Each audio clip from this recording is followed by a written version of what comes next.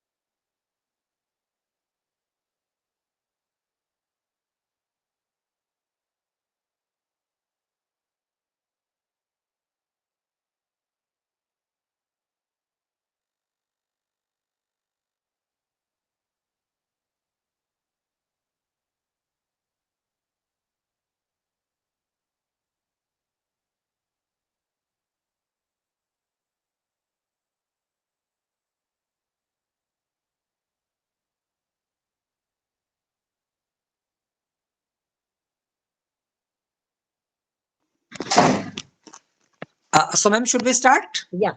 Yeah.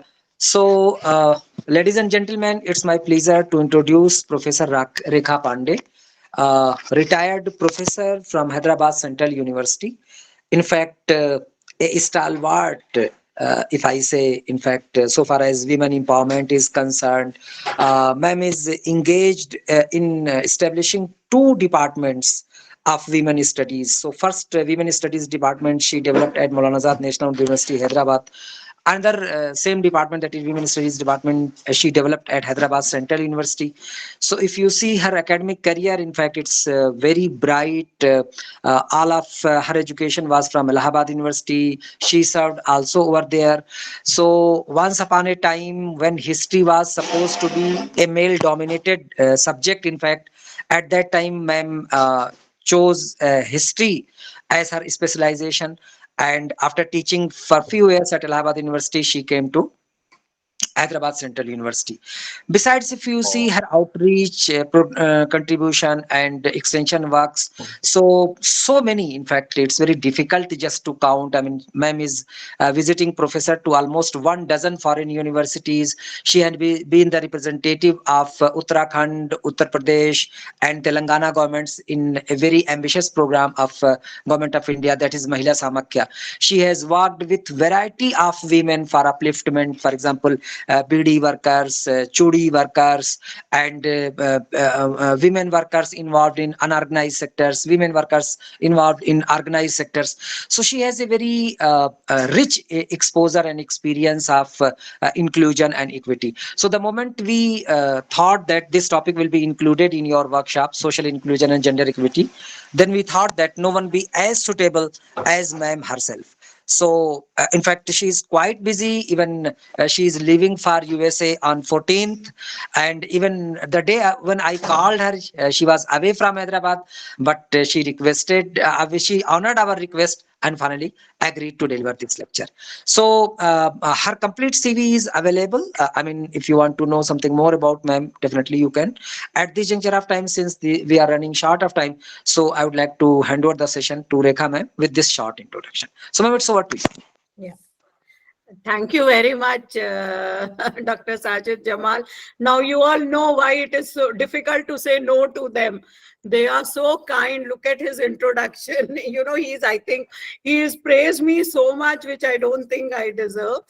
But it's really very difficult to say, all my bags are open, I'm busy packing. But then I said, okay, let me say yes to them.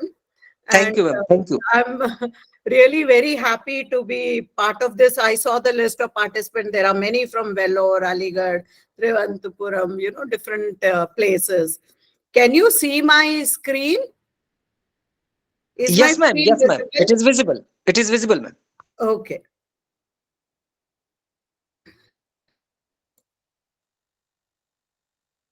So, today I'm going to talk about social inclusion and gender inequality. See, I sit behind a screen and I really don't know when my screens, goes or the slides stop moving. So please tell me when the slides stop moving. I'll try to finish my talk in, 1 hour, and then we can have a discussion for 1 hour. Fine. So, how do we understand social exclusion?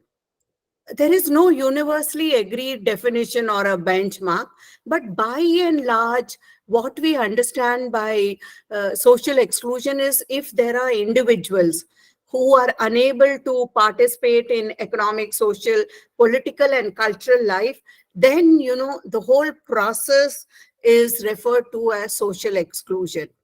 This term was first time used by the French Secretary of State of Social Action, René Lenoir, in 1974. And he referred to, when he was talking about social exclusion, he only limited it to people who were not part of society. By this, he meant, people who are physically handicapped, people who have suicidal tendencies or age, who are invalid, abused children, drug addicts, delinquents, single parents, or problem, household which have multi dimensional problems, people who are asocial, who are social misfits. So, at that time, there was more than 1/10 of the population of France, which fitted into this category of people who are socially excluded. But then what happened? Soon, many other countries took up this concept and they said everyone should participate in society. And in 2010, the European Union declared the European Year for Combating Poverty and Social Exclusion. Now, there is a lot of discussion among experts saying that can we apply the same framework for developing countries? And they said that, majority of the people in developed countries are themselves insecure. They do not have job protection, they do not have coverage, they do not have even normality. Because if you look at statistics, many of you who are from economics, in India or many Asian countries, you have more people who are in the unorganized sector than the organized sector. And they said that, we can use this concept because it leads us to a good analysis of what is richness, poverty, capability, and it will also help us understand issues of segregation, disempowerment, etc. Now, there is a lot of distinction between poverty and social exclusion. There is a lot in common between these two. Because of poverty, many people are socially excluded. But then, there is also a distinction because poverty is the outcome of social exclusion. And it is, it's an outcome and a process. These two do not go hand in hand. And we can say that not all socially excluded groups can be economically disadvantaged. If maybe the son of a very rich industrialist, if he is a gay person, earlier we were not recognizing them in our constitution. So, he does not suffer from poverty. He does not suffer from exclusion in that sense. But because of his sexuality, he's totally excluded. So definitely, many people, because of their sexual orientation and who may not be living in poverty, are also socially excluded. And we find that uh, when we talk of poverty, poverty is generally understood in monetary terms, economic terms, whereas social exclusion would be more a holistic view of human development. And it is, as I said in the beginning, we understand social exclusion by those groups who do not participate in the economic, social, political, and cultural life of a state. And for this, they do not have access to many things. They are limited in their social participation. And by and large, these people become marginalized. They suffer an disadvantage. The disadvantage could be because of their age, because of disability, race, ethnicity, religion, economic status. So in that sense, when we talk of social exclusion, it is both a process and a goal. Now, it is believed, the modern government believes that many people combined together, we can stop social exclusion. If government joins together with civil society and donors, government can create legal, regulatory, and policy framework. See, earlier when people will, LGBTQ or people with different sexuality, they were treated as criminal. But once a law is passed by the state, they are accepted in society. So government can pass laws which is there. So these are three basic factors of exclusion. One, they have unequal access to resources, and because of that, they have unequal participation. And since they are not participating, they are also denied many opportunities. If we look at the history of this, we find that it has a long history from both government, religious communities, and other authorities. And we find that over the years, many laws were formed, many legislations came. They tried to benefit the exclusion of groups. To give an example, we have had slavery right from the beginning. In fact, all of us know, how were the slaves treated? The slaves became the property of one particular class, people who owned means of production, people who were big landlords, people who had, large land, especially in America, etc. They would purchase these slaves. Or many times, if you look at Islamic history in India, many of the slaves were made during wars. When a king conquered a particular territory, all the men, women, children were taken as slaves at that time. Many indigenous people who are migrating, human trafficking is also regarded as one kind of slaves. You today, you cheat people. You promise them better jobs, you promise them a better life, you promise them marriage on the pretext of love, and they are cheated, they are trafficked, and then they are put into sex work. So, it is also regarded as one form of slavery. So, today when you look at it, either sex trafficking, a lot of domestic servitude, you must have heard newspaper stories of, maids being sent to Saudi Arabia and how some of them suffer. And especially this is something which affects children, migrants, or persons with disability. Colonization was one of the biggest form of governance which created exclusion. All of us know how they started in Africa. They brought these slaves, then they moved into Asia. And if you look at it in Asia, they were the privileged class. All the Indians were unprivileged. It was the white man's burden to educate us. They called us barbarians, though we had a civilization and culture which was 5,000 years old. And yet, they thought that we were barbarians. If you look at English history, more than 5,000 years back, Indus Valley civilization in India, the way our town planning was done, the way our streets were made, none of the windows open towards the main door. They would, they had a public bath where people would take bath. As contrast to this, right up to 13th century in Buckingham Palace, they did not have a concept of having a back door. So, around 12 or so, there would be a big gong which would ring. All the garbage from the kitchen was brought through the main door and then it was dumped outside. If you read medieval societies, they didn't have any concept of hygiene or others. If you look at all the pictures of these judges with wigs and all, they would get so much lice. They had no, we had such a concept of cleanliness. You cannot pray, you cannot worship unless you wash your hands. If you look at women, 10 times they wash their hands when they are going into the kitchen. In contrast to that, when one of Elizabeth, who was in the franchisee of England, she took bath once a month, and everyone said, "Oh, she's so fussy. She has a bath every month."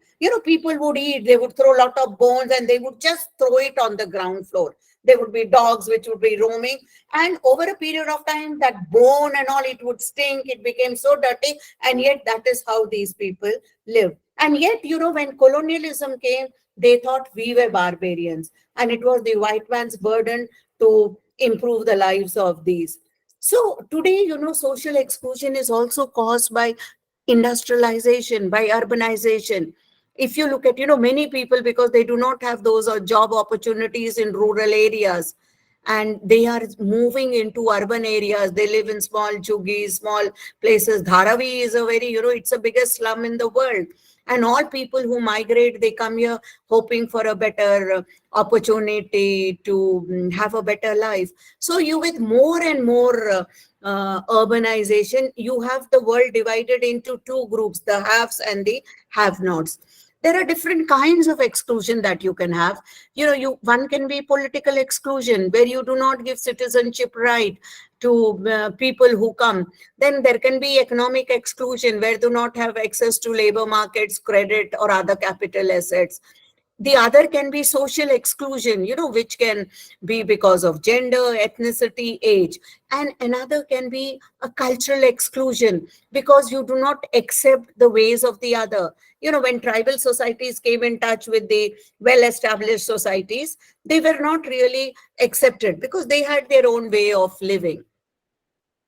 Now, gender is a very important component of social exclusion, because there is, one of the basic factors of social exclusion is that you separate that group and you try to control them.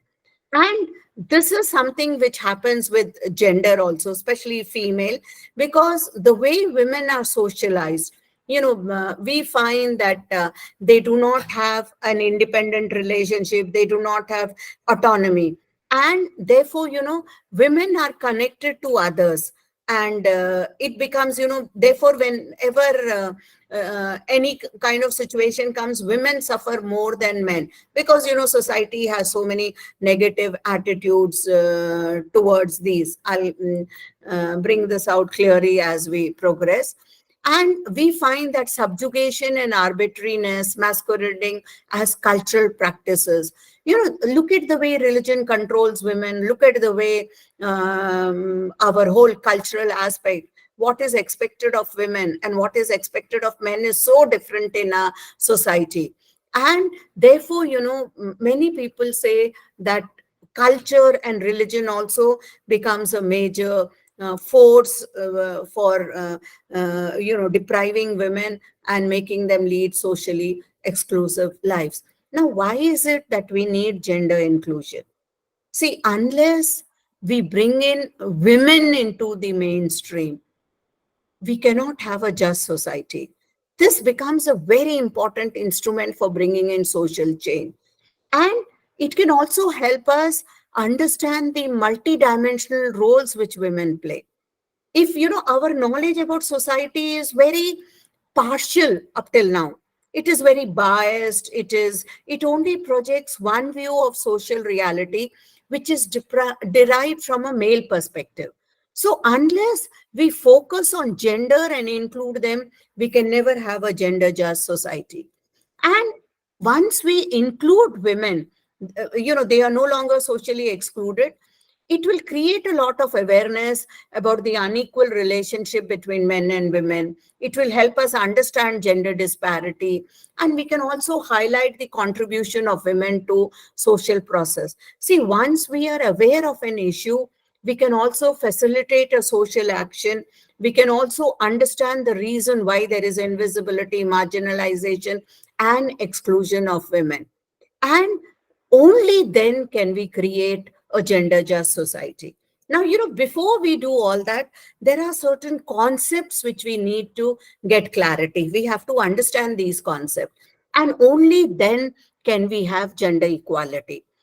Because gender equality is something where, you believe that nobody should have a poor life chance because of the way they are born, where they come from, what they believe in, or whether they have a disability or not. And gender recognizes that there have been certain groups which are totally excluded from society. They have always faced discrimination and experienced a lot of discrimination. So we need to really get them in. So one of the very important concept, I hope you all understand two basic concepts. One is sex and the other is gender. See, sex is the way we are born. Gender is something which is an artificial creation in society. Gender is something which is an artificial creation. We learn it over a period of time, and therefore it is a very unequal relationship, and it can be changed. Whereas sex is something which is natural. Okay, today we talk of sex, change of sex, etc., because of the advanced technology. But by and large, men are human beings are born either male or female, and they continue to be in these roles, and that is sex. To give an example, women give birth to children is because of sex, but women rear children is because of gender.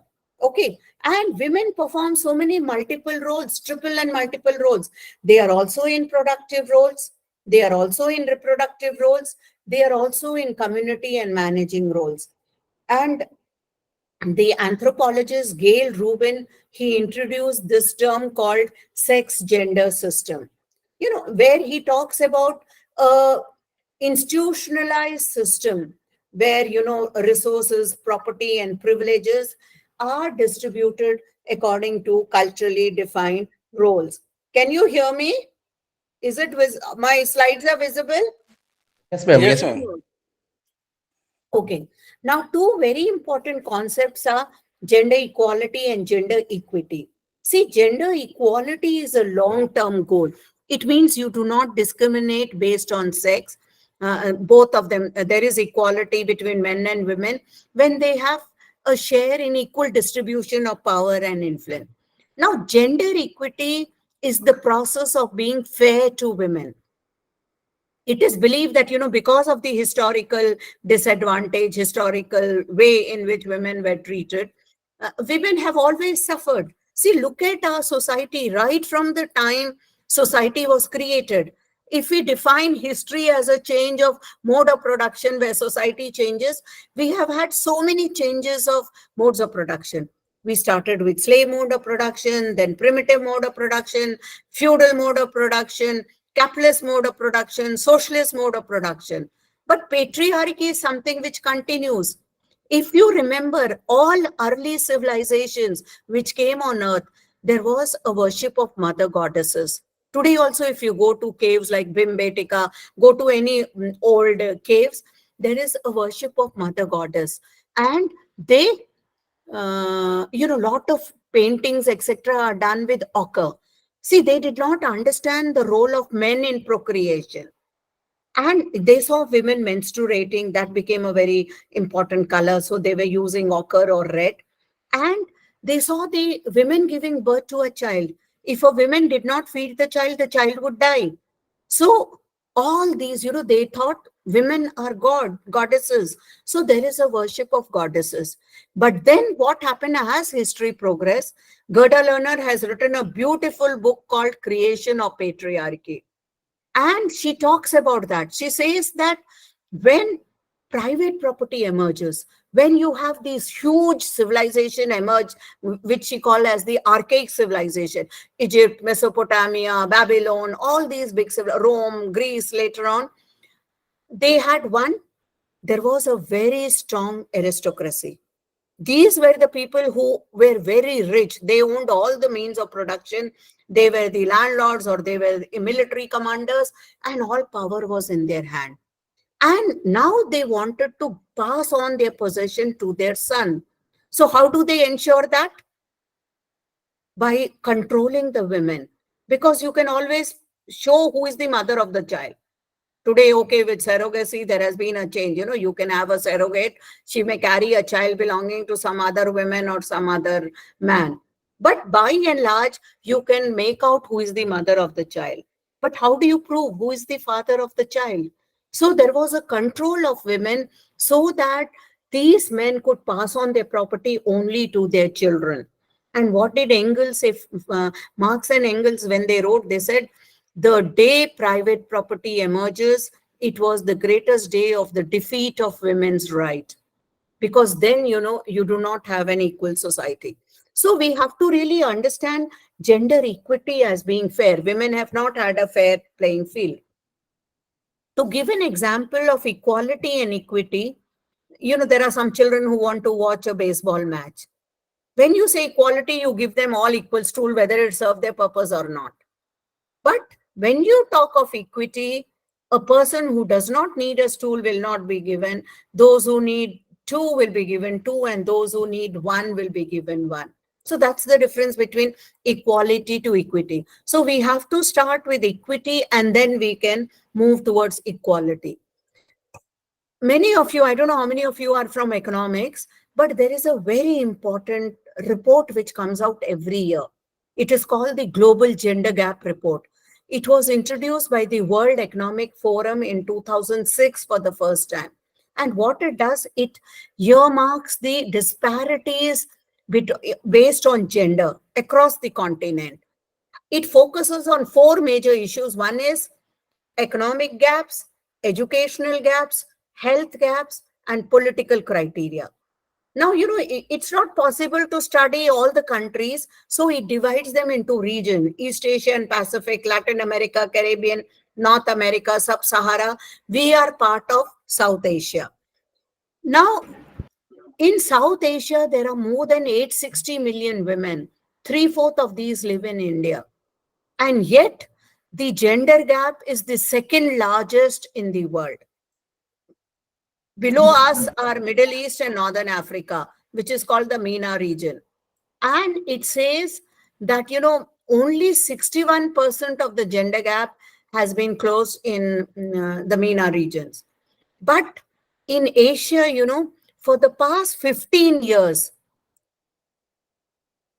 towards closing this gender gap. And it says for the whole of South Asia to close this gender gap, it will take more than 71 years. See, Bangladesh is doing really well. It has 72.6%, and our rank was 112, 66.8%. Now, it says, Ma'am, sorry to interrupt. Ma'am, your yeah, slides are not moving. are 1 minute. Sometimes, this happens. What I'll do is, can you see my slide? Can you see my slide? Yes, ma'am. Yes, ma'am. Yes, ma'am. What I'll do is, I'll run it on the small format, then tell me if it moves. Now, if it doesn't move, then just tell me again. Okay. And it says that the economic gap in India is only increasing from 2006. And there are very less women when compared to men. There are 82% of the men who are engaged in economic activity in the labor market. And there are very few women. Only 1/4 of the women are in the labor market. And our rank here is 145th. And since we are so few participating in the labor market, the earnings of women is also less. Our rank is 144. The only place where we have made some strides is in leadership role, where, our rank is 136. In 2020, the Global Gender Gap Report pointed out that unless women get involved in, economic activity, we cannot bridge this gender gap. And especially, after COVID, what happened? The whole world has suffered a lot. Women have suffered much more. I'll be talking about this. And the report says that unless we have, we include these women, make an effort to bring back these women, we will not be able to include do the gender gap. And this is something, which all over the world you can see that except for countries like Finland, Norway, they have been able to keep a good rank. They have been able to close the gender gap, but other countries have not. Now, what are the areas where we see gender exclusion? I would like to divide it into social, political, economic, health, and looking at Corona. Now, look at our society. One of the biggest crises is about the girl child. And if you look at the way, our society is designed, there is always a preference for son. Parents expect that sons will take care of them in old age. They expect sons to be in families, not daughters. Look at all our epics. You'll have 100 sons, 1,000 sons. There are very few daughters which are mentioned. And Amritya Sen and his colleagues, they said there are more than 160 million women who are missing in the Asian scenario. Our society has been patriarchal right from beginning. 3,500 years back, there is a prayer in Atharveda which says, oh God, when the wife becomes pregnant, both husband and wife go and pray to the sun god and they say, oh God, grant us a son here and a daughter elsewhere. And then again, in some way, the Brahmana, there is a prayer where, the husband prays and says, unto thy womb, let a fetus come, a male one, as an arrow to a quiver. Let a hero be born to thee. There is another prayer which says, give birth to a male, a son after him. Let only males be born. May thou be mother of son. It's a very common practice in UP saying, Dudo now, puto falo. May you be the mother of 100 sons. Now, the reason for this is if we look at our ancient history, we divided life in ancient period into four. You had the brahmacharya first, then you had the grahastha ashram, then you have the sannyas ashram, and then you have the vanaprastha ashram. Now, in a person comes into grahastha to fulfill three of his debts. One of them is to his gods, second is to his ancestors, and the third is to his sages. Now, in all these, the son is very important. Without a son, you cannot do that. You cannot perform any of these sacrifices. A son is called putra, coming from the word put. Put is somebody who saves you from hell. A man can pass on his debts to his son, not to his daughter. And there is so much, I don't know in the south, but in the north, if you remember, if you know, if a grandmother sees her grandson's son being married, she has to give a dan of a golden steps, siri, it is called. So, there is so much importance given to son. Vishnu Smriti says, through son, a father conquers the world. Through a grandson, he obtains immortality. And through a son's grandsons, he obtains the world of the son. So, the line continues only with the son. We do not give that importance to the daughters. All this can be seen in our sex ratio. Today, if you look at it, right from 19th century, 20th century beginning, the sex ratio is declining. We today, we have been educated, we have best medical facility, we have economic means, but we are using this to eliminate girl child. And though the government of India has passed the preconception and prenatal diagnostic technique, it bans the sex screening. If you try to find out about the sex of the child, you can be put behind bars, you can be fined 1 lakh rupees, you can go to jail for 6 months. And yet we have found so many loopholes. If you remember, there was a program by Amir Khan, Satyamev Jayate. In one of the programs, he discussed episodes, he discussed sex selection, abortion. Though you cannot disclose the sex of the child, the doctor will come and say, Jai Ma Durga. That means it's a girl. Or he'll say, Jai Bam Bam Bhole, it's a male. Or if he'll say Barfi Khilao, it's a girl. If he'll say Laddu Khilao, it's a boy. So then the parents go for abortion. So, we treat a girl child less than a human. She's discriminated even before she's born. She's not allowed to be born. They are breastfed for a short time. When both the parents have to work, you easily withdraw the girl child. And we have so many temporary roles. We look upon the girl child only as having a temporary stay in this house. She's just a temporary member. Her permanent house will be once she's married. You have so many sayings. A daughter is like ghee. Both are good to a point. If you do not dispose of them early, they will start sinking. Now look at the sex ratio. In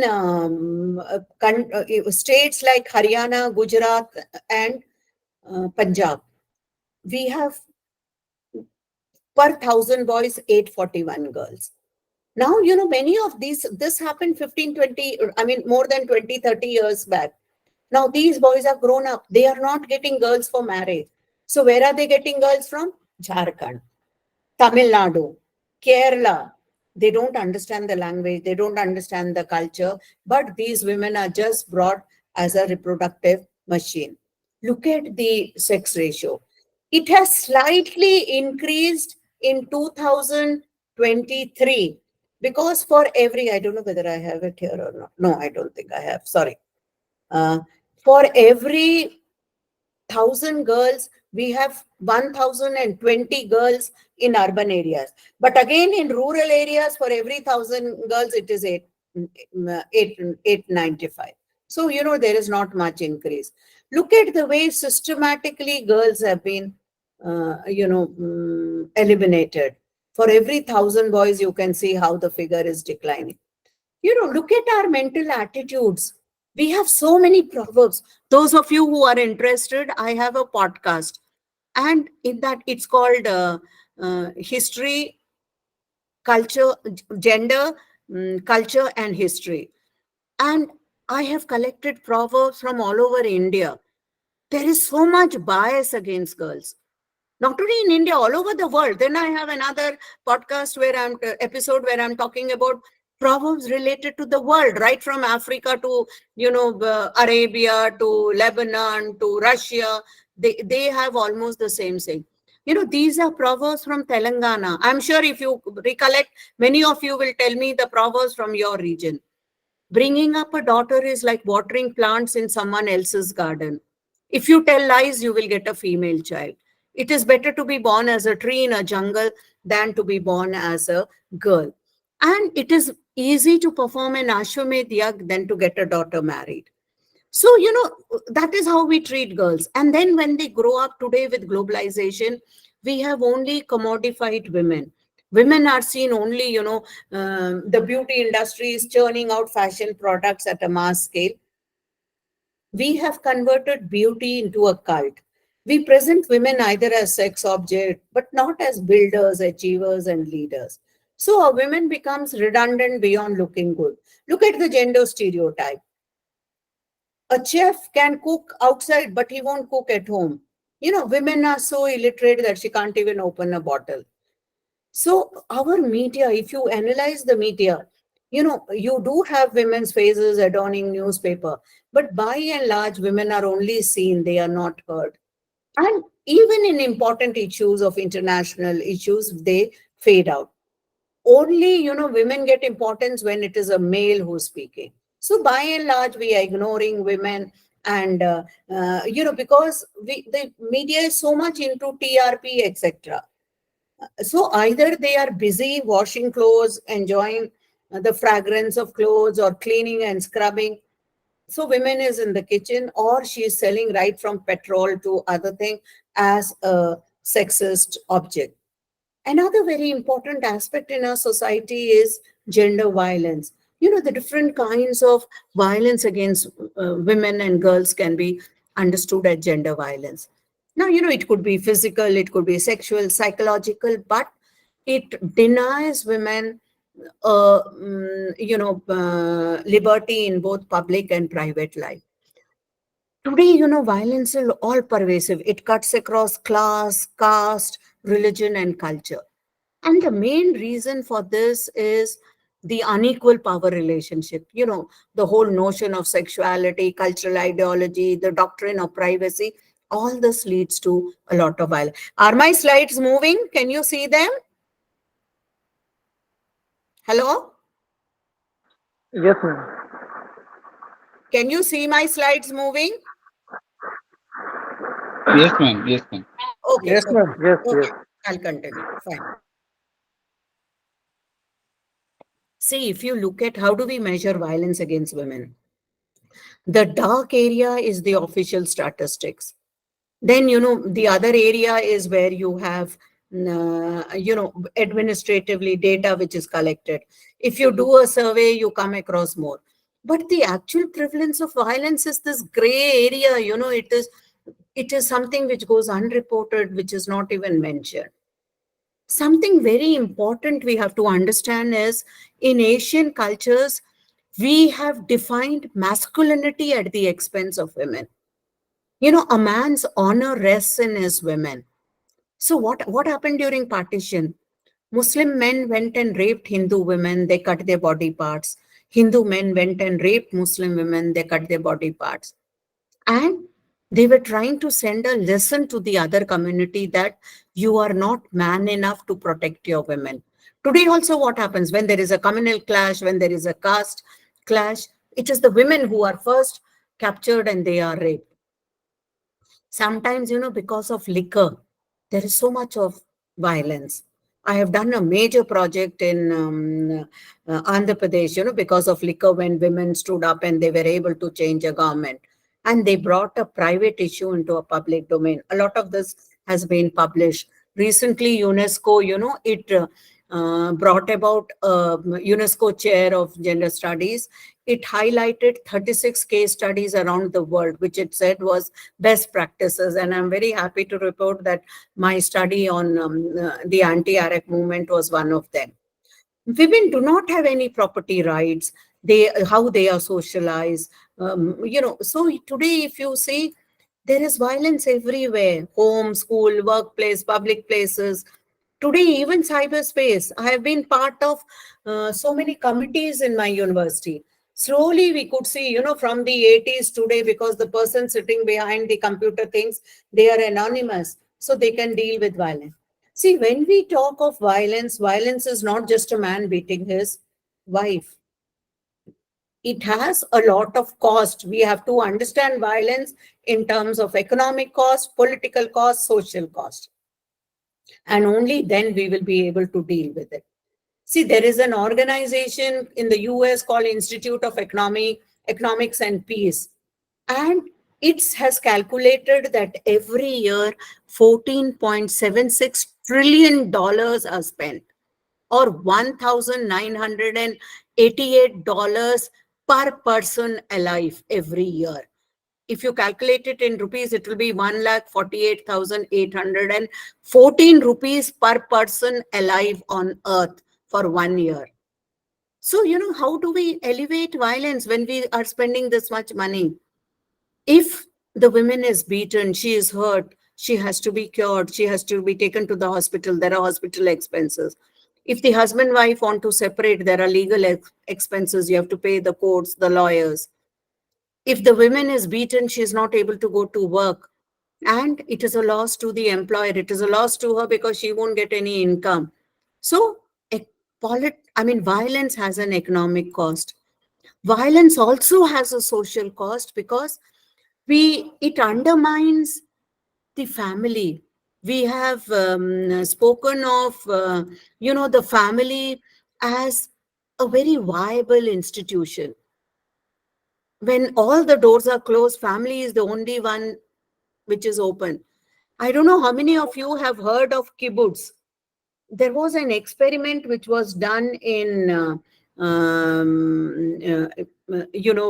kibbutz in Israel.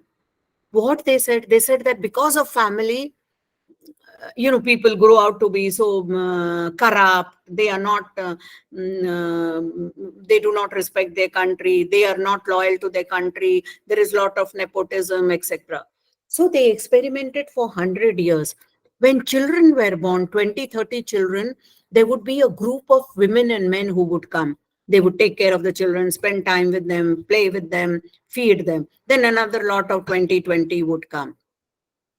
And they thought that these children will really grow up because they cannot identify one person as their family. But now, they had to give up that experiment after 100 years, because when no other institution works, family is still there. But then, when in a family, when women continue to be beaten, what decision will a woman make with regards to health, nutrition, education, psychological enjoyment of rights? It limits a woman's reproduction, health, and other aspect. Violence also has a political cost, because when women continue to be beaten, they will have no control over resources. And what kind of empowerment can are we talking about? There'll be no real empowerment. It models a very easy way of solving problem, that you just beat a woman and you can solve any problem.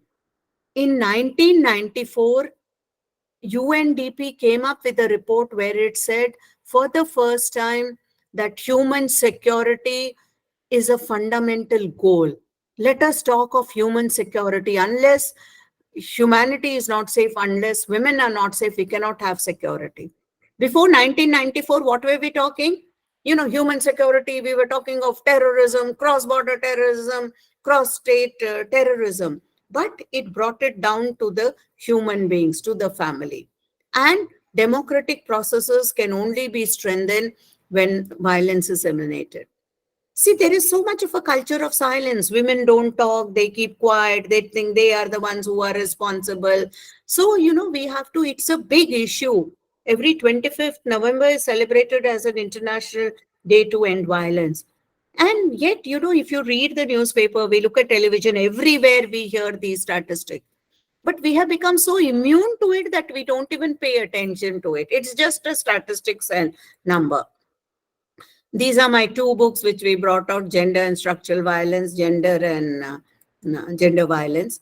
Another major issue is trafficking. I was telling you, trafficking is another form of slavery. Today, this has emerged as one of the biggest issue in violence against women. It generates more money. In the world, maximum illicit money is generated by arms trade and drugs trade. And then comes trafficking. But there are many women who say trafficking earns much more than arms trade and drugs trade. But the difference between these three is, in an arms trade or drugs trade, if the person is caught, he is put behind bar.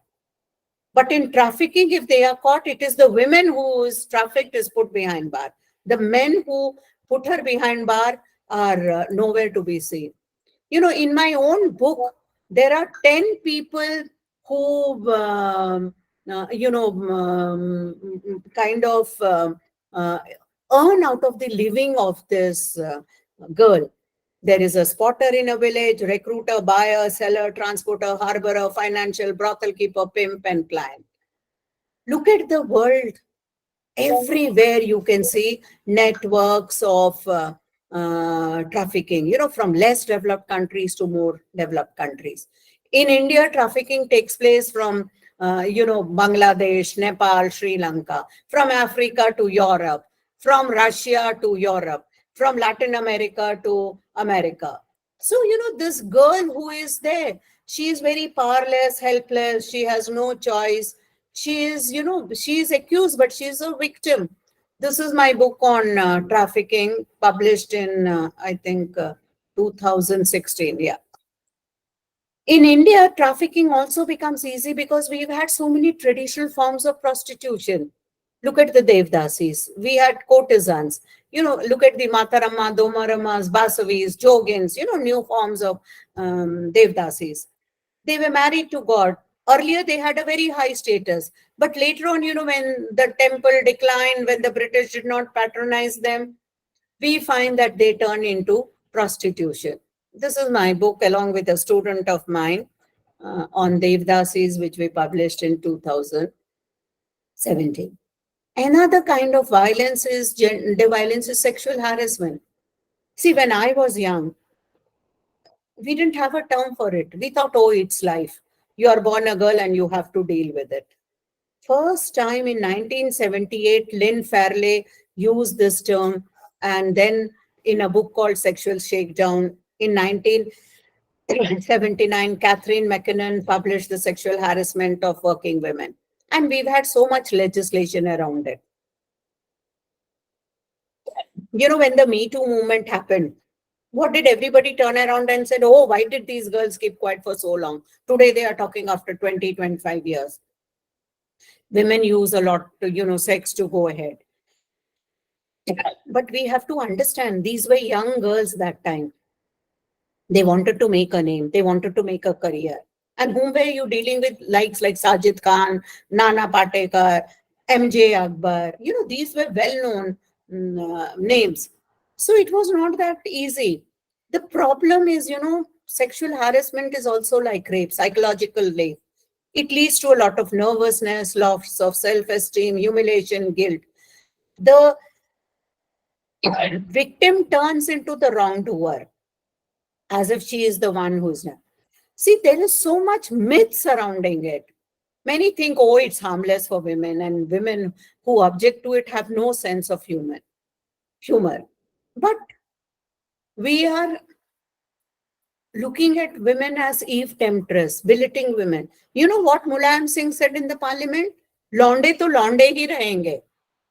No, it is all as if it is not about sexuality, it is about power. He needs to understand that. But that is how it is portrayed. They think it is very trivial. It is a problem between two individuals, but it is a public problem that needs public solution. And we often say that women use sex to go ahead. Prostitutes cannot be sexually harassed, but they are harassed. Look at our films. They highlight sexual harassment in such a positive way. It's the most beautiful girl, the most good-looking girl in the college who will be harassed. She'll be troubled by the hero, his gang. She'll keep saying no, and finally she falls in love with that person. So they interpret as if a no means yes. They think it is a normal thing, natural for men to flirt. And the way the film show that, the girl enjoys, she may say no, she may be angry. But in reality, it shows as if she is enjoying that sexual harassment because she becomes very popular. Another big myth is that, women who wear, revealing clothes, who are single or divorced, would ask for sexual harassment. All of us know what has happened in the political sphere. Women's reservation bill, we had to wait for 27 years. It is passed again in 2024. We don't know. It is not going to be implemented. They have to have a fresh session, delimitation exercises, so we don't know. In the Panchayati Raj, 73rd and 74th constitutional amendment was passed in 1992. And 1/3 of the seats were reserved for women. See, they had no problem in the Panchayati Raj because they are only an implementing body. But if women come into parliament, they will become the lawmaking body. And this is something where many men are afraid. Look at our concept of work. Women are 50% of the world population. According to statistics, they do 2/3 of the world's work. And yet they are 2/3 of the world's illiterate. If you calculate all the property owned by women, they own only 100 of the property. 70% of them constitute the world's poor. Ask any man, what does your wife do? Oh, she does nothing. Then you say, who cooks the food? Oh, my wife does. Who does the cleaning? Oh, my wife does. And yet they say, my wife doesn't do any work. But very proudly you say, my wife is a teacher. My wife is a doctor. Why? Because economists have told us that work is something for which you get paid. So if I'm going and cooking in someone else's house and I get a salary, that is work. But if I'm cooking in my own house, after all, that's my duty. If I go and teach in a college or in a university, I get a salary, that is work. But if I'm teaching my own children at home, after all, that's my duty. And women are mostly in these non-monetized work. This has a lot of impact on policy also, because when the census were collected before 2010, they would go to a house and ask, what do you do? She says, oh, nothing. So you take nothing, nothing, nothing. One woman is a teacher, one woman is a lawyer, one is a doctor, and 80% of the women are sitting and doing nothing. Then there was a big demand from the women's movement saying, please change the questionnaire. Then that was changed, and they do not ask a woman, what do you do? But they say, how much time do you spend in cooking? Then she will tell, in cleaning, in washing clothes. And then we calculate the contribution of women in that aspect. I'm running late. I think I'll quickly run through it. So we have more women in the unorganized sector, more than 400 million women. 92% of the women are in unorganized sector, where there are no laws, no safety, nothing. Women become, invisible to policymakers, to statisticians. This was my book on women's work in unorganized sector. It was published by Routledge in 2023. Again, many of the issues related to health for women are referred to as 10:90 gap. Women suffer from 90% of the disease, and only 10% of this is spent on them. See, Corona has had another big impact. I will not go into details. All of us know how it started. If you look at it in India, we had 3 waves of Corona. All of us learned what was the COVID appropriate behavior. Look at the language during the COVID time. It was such a gendered language.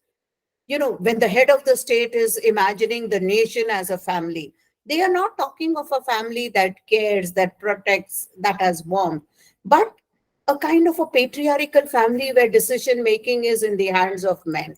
We were given so many examples from Ramayana, Mahabharata. There was so much of talk of Lakshman Rekha. We have to be at home, be in Lakshman Rekha. Women have always faced Lakshman Rekha. They know what it is. Men were being faced with the Lakshman Rekha first time. But one of the biggest disadvantage of this was loss of job. All of us know so many businesses were closed, unorganized sector. When there was when in a family, the husband or the wife, both of them had to give up their jobs, it was the wife who gave up, because most of them were not earning the same as their husband. It increased the workload. I'm sure many of you know, you had to have online classes, children were at home, there were no maid servant, old people were also there. You could not allow children to go to old people for fear of the virus. It increased the workload of women so much. Childcare became the total responsibility of women.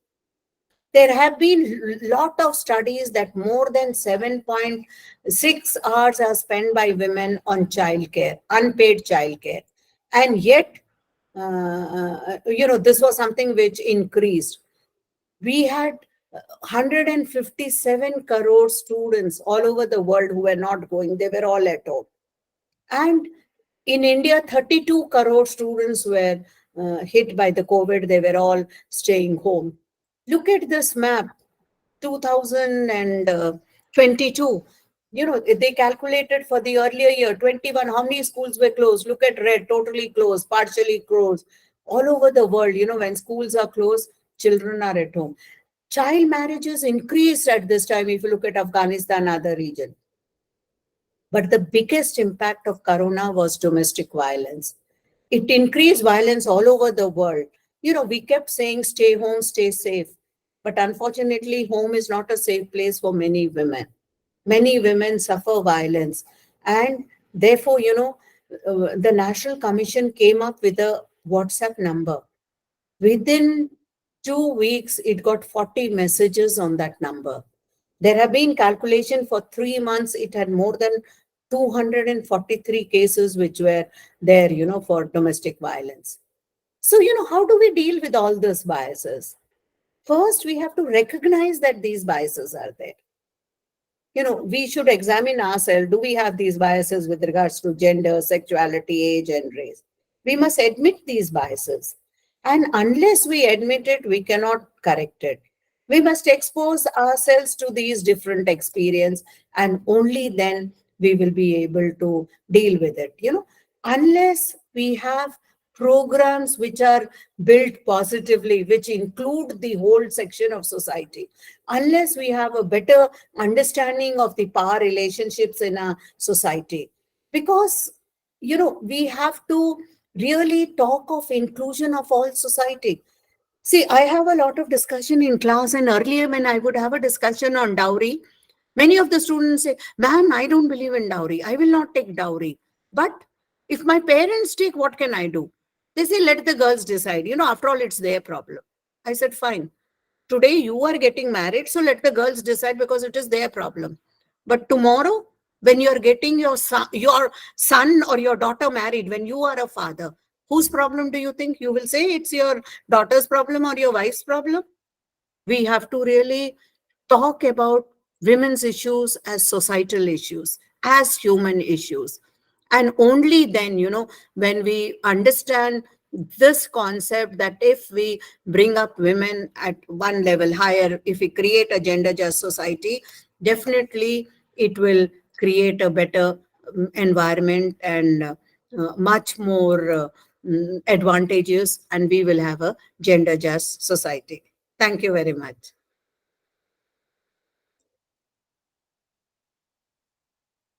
Yeah. If there are any questions or anything which is not clear, please come on video, because I've been only speaking to a screen. I would like to see some faces. Introduce yourself, tell me from where you are, and then ask your question, anything we can discuss. Fine. Yeah. Yes, any questions?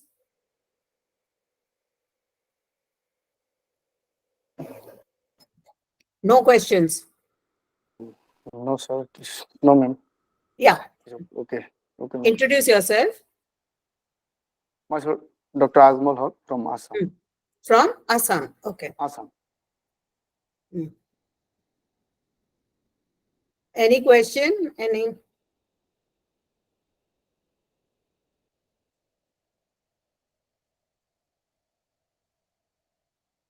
Any questions? No, ma'am. Why? I thought we'll have a lot to discuss. I finished. I would have continued with my lecture if I had known no question. I gave you half an hour for discussion. Yes?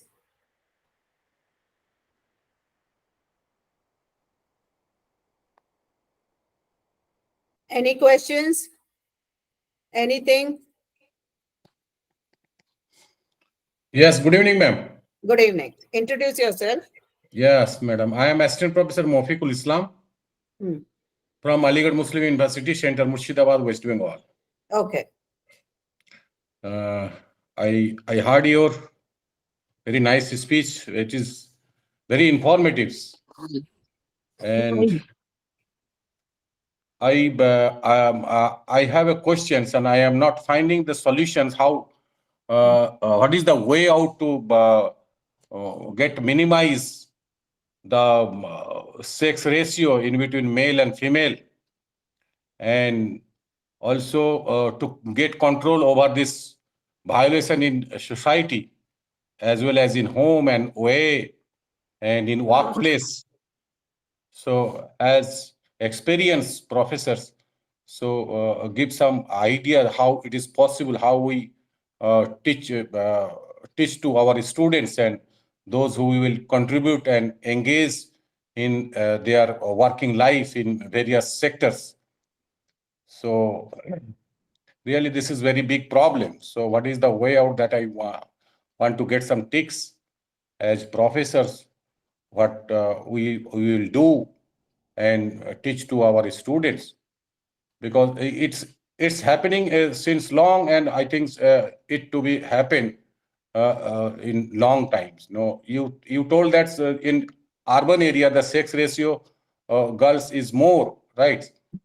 Yeah. With respect to the rural area, but no, the due to the lack of educations or the awareness or the there is a no lot of schemes governments already initiated to empower the women, and also we are learning the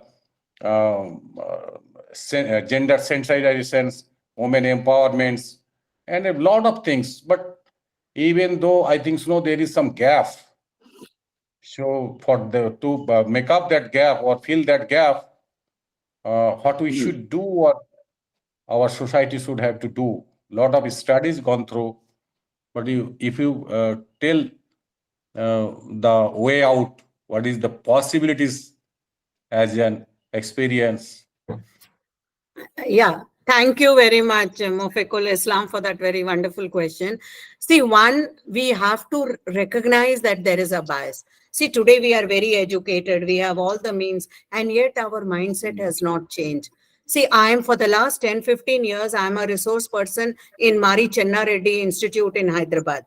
All the IAS officers who get selected in IAS, IPS, IFS and all, they have their training in Masuri and then they come to Hyderabad. We do a lot of orientation courses with them, foundation courses, etc. And today a student is very smart. They know what to speak politically right. They know, how by writing an essay, how out of 20 I can get 18 marks or 16 marks. But that does not mean that their mindset has changed. So, we know we are very savvy today to speak the right things politically, to speak what is correct. But it has not really changed our mindset.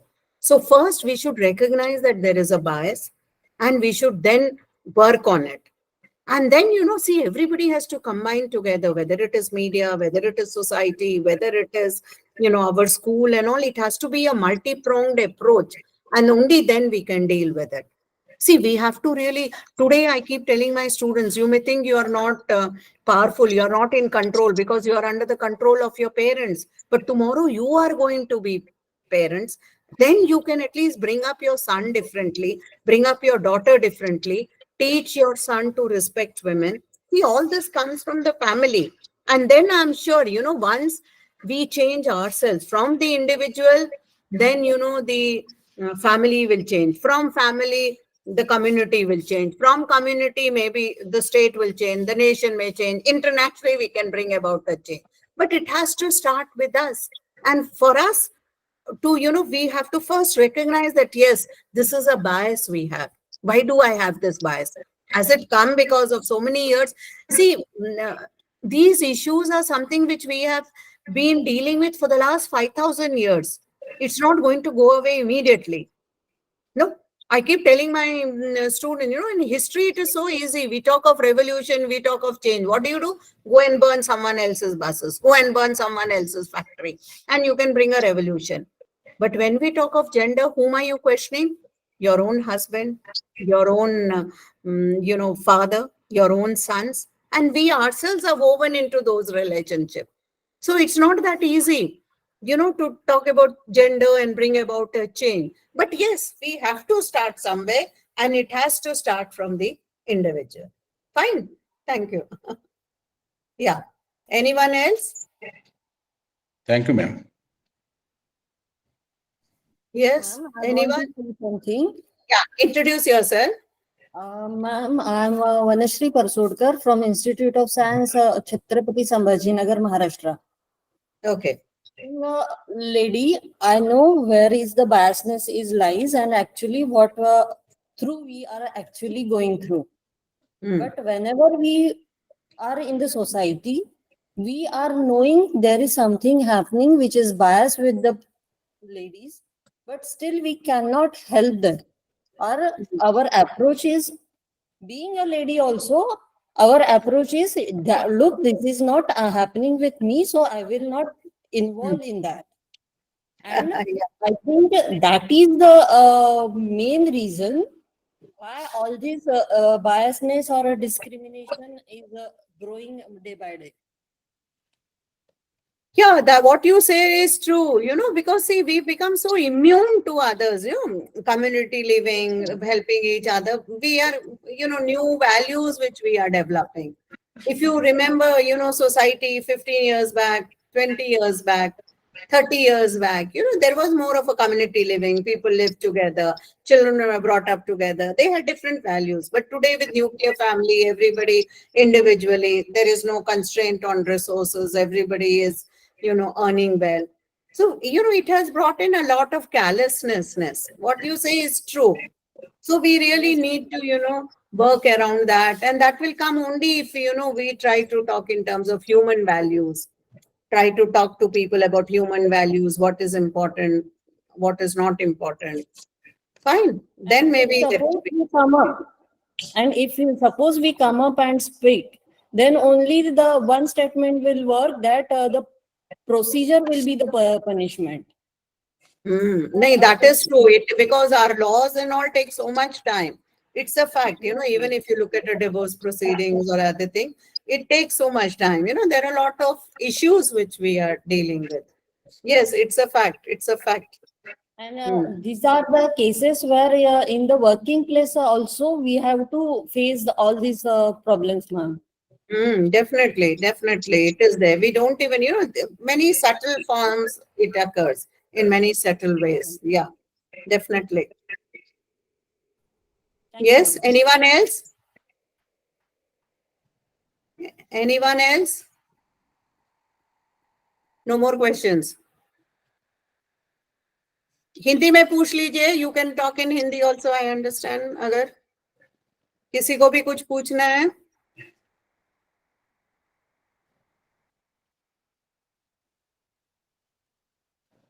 Yes. No questions.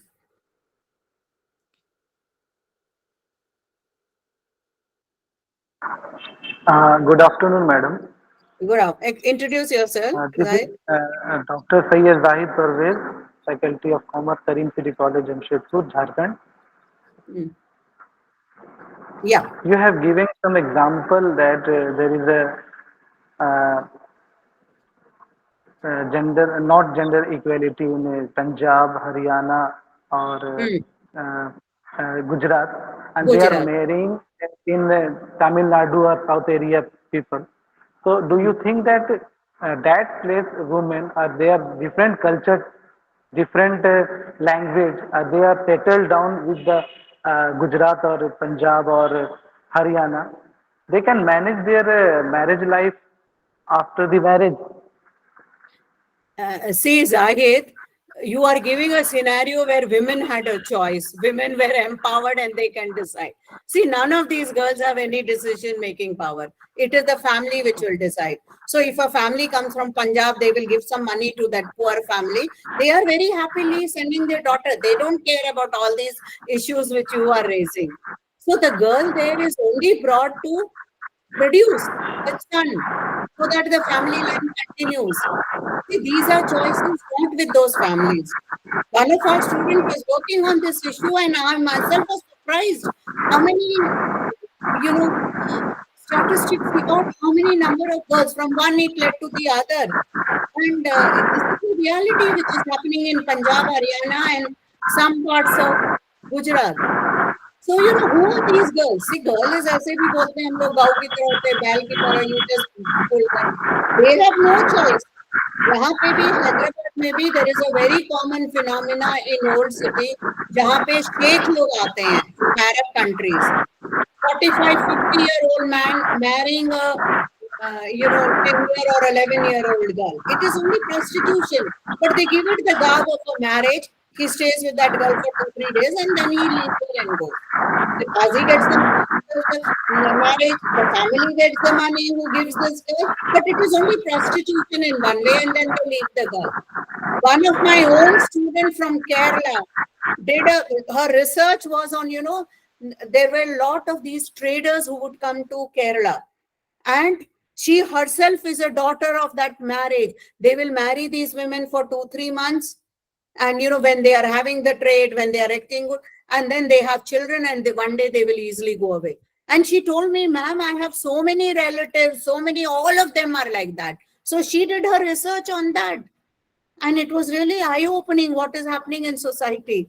So these girls have no choice. You can just give them for money. There is poverty in that family. So they think, okay, because of this, they can get some money. Fine. Thank you, ma'am. Yes, anyone else?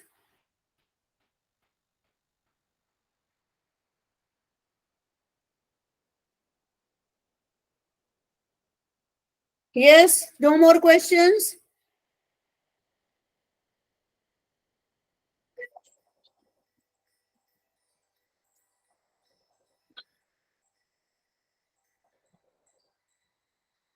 Yes.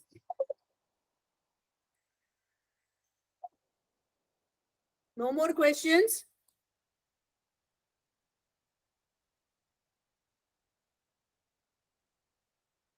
Yes, what about the others? Any more questions? I can see 35 people.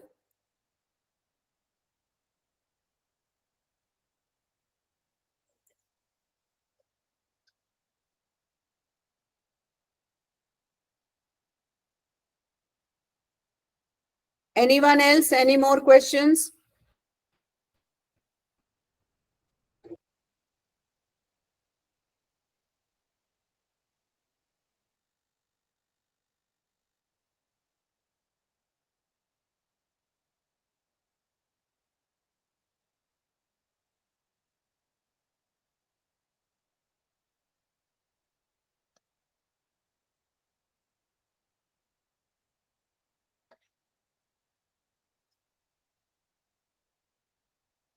Yes.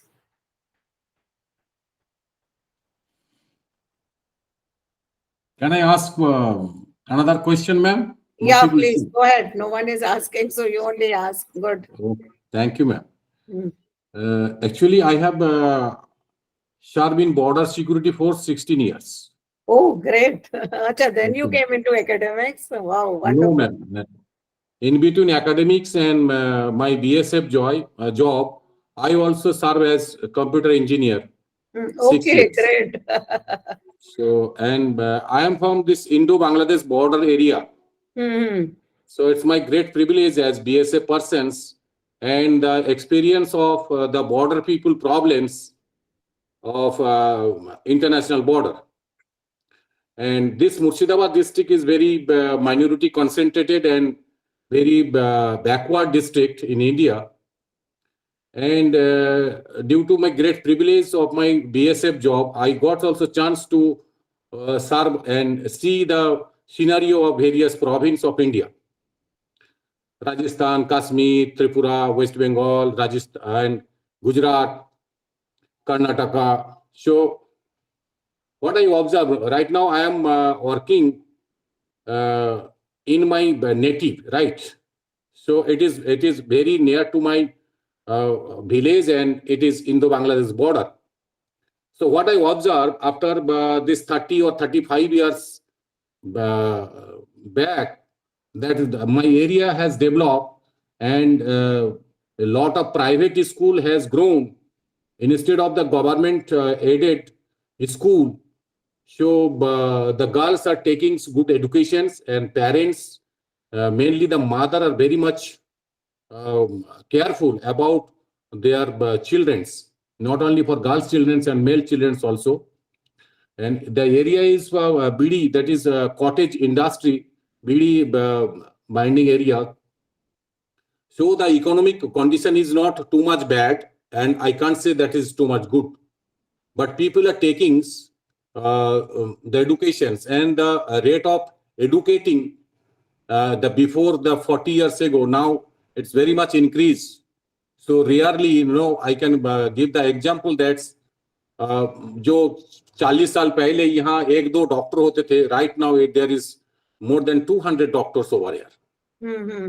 So the rate of encourage, you said that make aware to the peoples, that is important. So how we will aware to the peoples to sensitize gender or strengthen or the empower to the women. So I think as per my this 35 years experience of job, the only way to educate to the childrens and mainly to girls. Mm. Without education, we cannot actually come out from this bad state. Hmm. I can't say, and I can't claim that the only the education can give the 100% solutions of the deprivations due to the sex or the gender, right, ma'am? Definitely, Mufiqul Islam, thank you very much for sharing that. See, I'm interested in issues of trafficking. Two, three of my students have worked in, the border of Bangladesh, Nepal, and, India. You have No, that I lots of think, ma'am. trafficking victims who come in these areas. No, no, ma'am. Hmm. I consider it. I also found at Rajasthan in Pakistan border, and my district, my Murshidabad, Malda, and 24 Parganas and other districts, the adjacent districts, the traffickings from the Bangladesh as well as from my states also, the women trafficking are happenings, right? So I have also close contact with the district administration or the police administration. So I find many times this kind of the things, and I am also well touch with the judiciary or the NDPS judges. So I got it, but I no, ma'am. This is trafficking is also the problem, but no, to deroot this gender equality, we have to educate the people, and then they can find the way out. Right now, no, but no, the more and more the women should engage in education institutions for primary level, ma'am, or Definitely. See, secondary. what you say is correct, because without Yes, education, like you yourself are saying, I'm seeing so much changes with more yes, and more girls going to school. At least the mindset changes. Then yes, yes, slowly, maybe parents will change. Initially, there may be a lot of restriction, but with these educated girls, when they become mothers, when they become the family owners, definitely a change will come. If we look at our own society, what we were 70 years back, what we are today, we can see yes, a yes, progress which is there. So yes, definitely ma'am. what you say is correct. We have to bring about education and talk in schools, make people aware of these issues. See, unless the reason why they have introduced this in this program, they want, so many hundreds of Yes, teachers join. If, see, from one teacher, even if you talk in class about it, maybe it will make an impact. The whole purpose of this is not, unfortunately, I'm not very happy with the online classes, because many are here for the certificate. I know they are not interested. They just come, switch on, and getting the certificate is the ultimate goal. See, but the government of India is interested that if we, if we can speak. See, when in a class, if I go, I can only address 30 to 40 students or teachers per. But in an online class, you can address more than 200. Out of 200, even if 30 go and speak in class about these issues, make them aware. That is how education spreads. So, from me, if I can in this class or whatever, 35, 40, even if 4 5 discuss it in class, make the students aware, make them conscious about it, definitely things are going to change. It will bring about a change. So that is the whole purpose of this. It's like a chain reaction. Then if you speak in class, out of these 30, maybe 5 students you are able to change, you are able to bring about some change in that sense. and Fine. what happened, madam? This is the one privilege. I am teaching here, ma'am, MBA. So I am frequently visiting the local school or unaided school. So there I seen the school owner, that is their business. So they are employing to the lady. Why? Because they are getting the lady against very low salary, right, ma'am? Salary, yeah. Yes, yes, ma'am. But at least the woman getting job, so to spend their time. My daughter also very much fond for the professor's jobs, right, ma'am? But she choose only the professor jobs because this is the only the honorable, and that is the good job for her. She decided. But I think to make aware, and I am visiting and also discussing with the girls and the head of the institutions, that to make aware, to facilitate to the girls. And we are also, I am also giving the free coaching for entrance test of my Aligarh Muslim University, and the local people got the chance over, and lot of students, they got also chance over here, and they become the judges and advocates. So Good. Nice. it's our thank you, Definitely. madam. See, with your experience and all, I'm sure it will benefit a lot of people. And in Yes, life, if you think, even if 5 or 10 people you are able to make a difference, that is, I don't know if you've heard the story of the shells. There is in an ocean, when the trade come, there are thousands and lakhs of shellfishes that come on the shore. So, there is a politician who's walking with a big team. People are photographing him and all. And he says, it's not possible. There are so many. It will take us time and all. Then he sees one small boy. What he does? He picks up one seashell, goes and drops it in the ocean. Then he picks up another starfish, goes and drops it in the ocean. So then, somebody asked him, he said, but what difference will it make? So this boy answers, he says, no, it will not make a difference, but it will make a difference to the starfish which I am putting in the ocean. No, so we should not think of the big. If we can start with these small targets, definitely society will change and things will turn out to be much better. Good. I'm so happy. At least one person, we had so much discussion, and continue the good work. I'll be very happy to see you succeed. And I think you bring so much of experience with you, and that should really benefit the teaching community. Thank you. Okay? Thank you. Thank you. So no other questions? Can we close? No more questions? No, ma'am. Thank you, ma'am. Okay. So, okay. Bye-bye. Thank you. Bye, ma'am. Bye.